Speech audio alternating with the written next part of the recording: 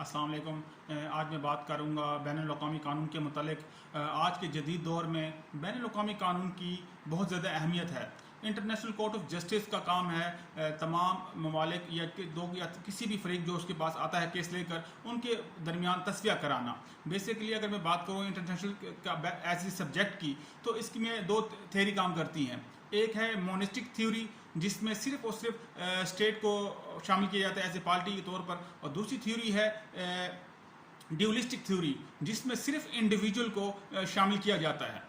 पहले मैं बात करूं मोनिस्टिक थ्योरी में, इसके जो बहुत से प्रोफेसर्स हैं इंटरनेशनल लॉ के जिन्होंने अपनी थ्योरी दी है, उसमें बेसिकली उन्होंने ये कहा है कि जितने जो सब्जेक्ट है बैनुल-अक़वामी कानून का, उसमें सिर्फ और सिर्फ रियासत ही पार्टी बन सकती है। इंडिविजुअल को किसी भी लिहाज से पार्टी नहीं बनाया जा सकता, क्योंकि रियासतों के दरमियान जितने भी ट्रीटी, जितने भी कानून, जितने भी मुआहदे होते हैं, वो रियासतों के दरमियान होते हैं, इंडिविजुअल के दरमियान नहीं हो सकता।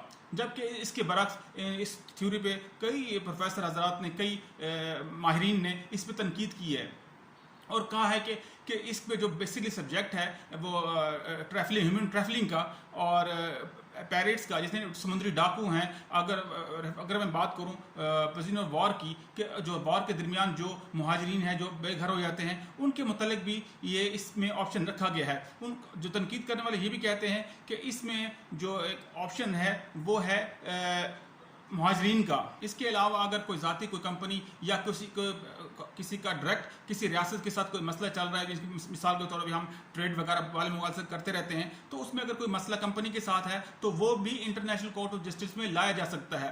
इसकी सबसे बड़ी मिसाल है डैनजिंग रेलवे ऑफिशियल केस का हवाला दूंगा, जो कि पोलैंड और एक कंपनी के माबैन हुआ था, कि उसमें पोलैंड ने एडमिट किया था कि हम जो है रेलवे जो डैनजिंग कंपनी है, इसको हम हर तरह की सहूलियत हम पहुँचाएंगे, और बाद में ये कहकर वो मुकर गया कि ये तो भाई इंडिविजुअल का मामला है, रियासत का मामला नहीं है। तो जो हमने जो ट्रीटी की थी, जो माहदा किया था, वो हमने उसकी रियासत के साथ किया था, ना कि उनके साथ। जब ये मामला Danzig railway officials international court of justice में लेके गए, तो इंटरनेशनल कोर्ट ऑफ जस्टिस ने पोलैंड का जो है वो मुतालबा, उनकी जो प्लीडिंग वो जो थी रिटर्न स्टेटमेंट, वो रिजेक्ट कर दी।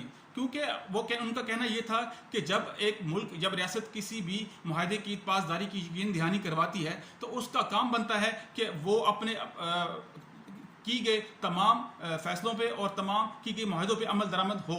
ड्यूलिस्टिक थ्योरी में बहैसियत इंडिविजुअल को रखा गया है। हालांकि इस पर भी बहुत सी क्रिटिसिज्म हुआ है कि ये गलत है, जबकि इसमें एक सिंपल सी बात है। आज के जदीद दौर में ह्यूमन ट्रैफलिंग का मामला है, वॉर ऑफ प्रिजनर का मामला है, यानी कि वार में जो जंगी कैदी दूसरे मुल्क कर लेता है, तो उनको छुड़वाने के लिए भी एक बाकायदा एक ट्रीटी ऑर्गेनाइजेशन वार के अगर वार होती है दो ममालिक के दरमियान या तीन ममालिक के दरमियान, तो उसमें जो कैदी पकड़े जाते हैं, तो उससे भी एक यूनाइटेड स्टेट के चार्टर के मुताबिक उनको रिलीज़ करना होता है। इसमें अगर मैं बात करूँ तो इसमें पैरेट्स आ जाते हैं, इंटरनेशनल ऑर्गेनाइजेशन में काम करने मुलाजमीन आ जाते हैं, टेररिस्ट आ जाते हैं, और जंग के दौरान जो लोग पकड़े जाते हैं वो आ जाते हैं। इसी तरह तमाम इंडिविजुअल के मामलात जो इस इंटरनेशनल बैनुल-अक़वामी कानून के दायरे में आते हैं, वो इंटरनेशनल कोर्ट ऑफ जस्टिस पाबंद है उनकी समाअत करने का और उनको इंसाफ देने का।